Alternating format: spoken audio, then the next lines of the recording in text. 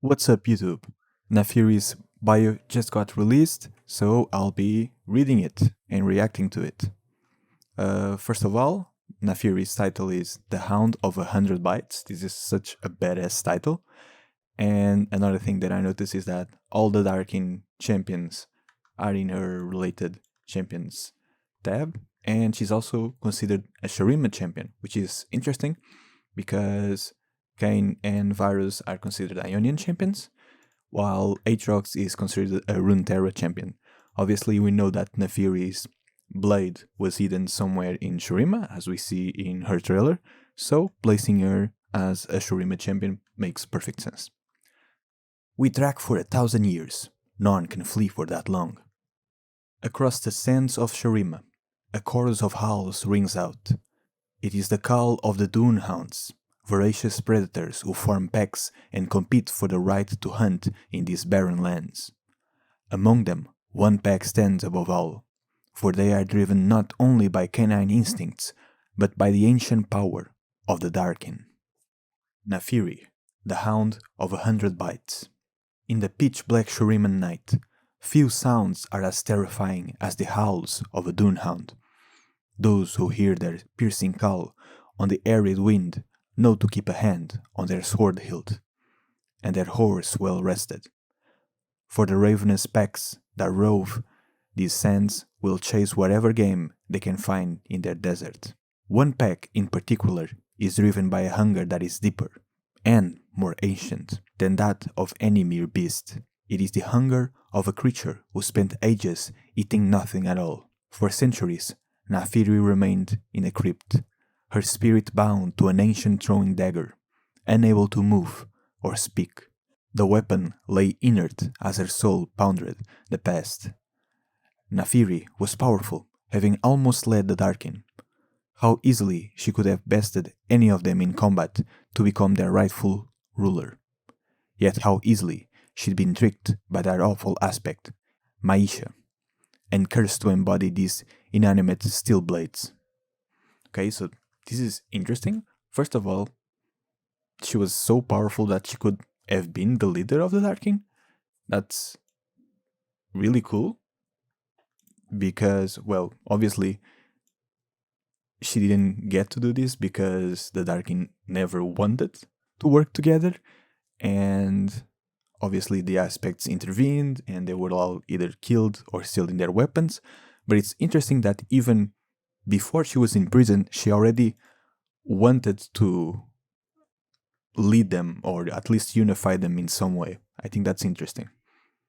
We know that this is a team of Naafiri wanting the Darkin to work together and to rule the world. Shame and regret consumed her thoughts. If she could get another chance, if she could find another host, a new vessel. All she needed was a hand to grip her blade, just a touch. At last, the day came when the doors of her tomb burst open. She sensed the sweet relief of a fresh desert wind, her first in ages, and something else, a human presence. He has come, my host, my sweet, unwitting vessel, thought the darkened soul. But the visitor was aware of her magic. He carefully picked up the dagger with metal tongues and placed it on a thick, lead-lined cloth. Wrapping the blade tightly, he took great care not to touch it and set off across the desert under the late afternoon sun. Despair overcame Naafiri as she felt the plodding movements of the man's horse across the sands. Was she doomed to this form, this waking nightmare of impotence, for eternity?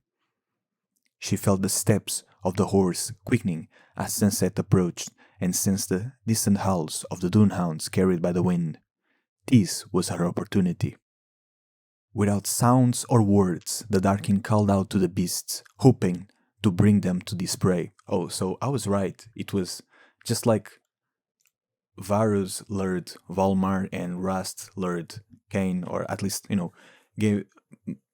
made them hear voices and have visions of them. So did Naafiri with the beasts. That's really interesting. And she's also not the first Darkin that we know of using human vessels. As we saw in Legends of Runeterra, there are Darkin who use dragons and chickens as their hosts.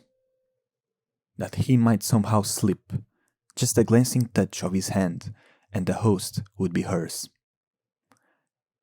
Oh, but she wanted the man still. She didn't want the beasts. Interesting. Then she could use him to fulfill the ambitions she had held for so long and vanquish her regrets. The hounds appeared, salivating with teeth bared. Naafiri's captor clung to the wrapped dagger with one arm, keenly aware of what would happen if it came loose. With his arm open, he drew his sword and attempted to defend himself from the pack. Okay, so this is what we saw in Naafiri's trailer. Jaws snapped at the man and his horse from all sides, tearing at them, devouring them piece by piece until nothing remained, not even the blade. Naafiri felt the world crash into focus as she became overwhelmed by senses. For the first time in ages, she smelled the dry hair, which parched her nostrils. The metallic taste of hot blood still coated her mouth. She could see each of the dogs as it from the eyes of a separate packmate. Confusion set in as she felt her sense of self crumble away. She had become the Dunehounds, not one of them, but the entire pack. Her mangled dagger embedded within the body of each dog. So yeah, I guess when they shattered the blade, each dog kind of got its own piece, right? I think that's what they are describing, which is interesting because how easy was it to break a Darkin blade into pieces or a Darkin weapon into pieces, unless this was more like metaphorically, and the dagger just fused with the dogs. It didn't actually like break as we see in the video. It I'm not sure. It seemed a cruel irony. She had found not one vessel, but dozens, and none of them were useful in her grand ambitions. She resented the hounds, hated their smell, their fleas, and most of all, their need for companionship. But in time, the Darkin's bitterness subsided as she began to grasp the true nature of her hosts.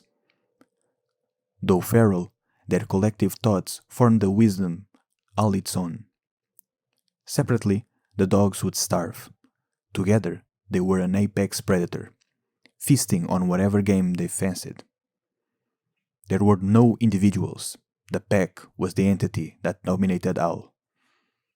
Naafiri realized this concept was not limited to Dunehounds. It applied to fish, ants, and humans. It even applied to Darkin. She thought again of her past, personal grudges and petty agendas tearing the Darkin asunder, which in turn toppled them from their rightful place as the reigning killers of Runeterra. Yeah, this was what I was mentioning in my other video, is that it was not the fall of the Shurima Empire that doomed the Darkin. Again, they are god warriors that could live for years and years. They could literally rule the world if they wanted. What caused the Darkins to fall and perish was the fact that they could not work together. They were too, traumatized by the many wars that they fought. They were too, too selfish, too arrogant, whatever. Just a lot of things, right? And they would not work together, and so they waged war against one another, and the Targaryens intervened, and they were either killed or sealed into weapons. She knew how to restore them. Now, she just needed to find her siblings and share with them the wisdom of the pack. Again, for those who don't know, the Darkin, refer to each other and see each other as siblings, even if they are not blood related, but they were like part of the army of god warriors of Shurima. They had very close relationships with each other, right? So when Varus in his story says that he is looking for his sister, it's not his blood sister or his biological sister. It's more like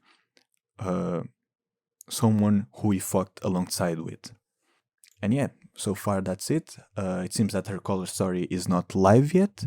I assume when PBE goes live that's when they will release her story, or when she's released on live service. So yeah, this was Naafiri's bio. If you enjoyed this video, please consider subscribing. Most of the people who watch my videos aren't subscribed, and my goal for this year is to reach the minimum requirements to monetize my videos, so I would really appreciate if you could subscribe to my channel. And yeah, I'll see you guys in the next video.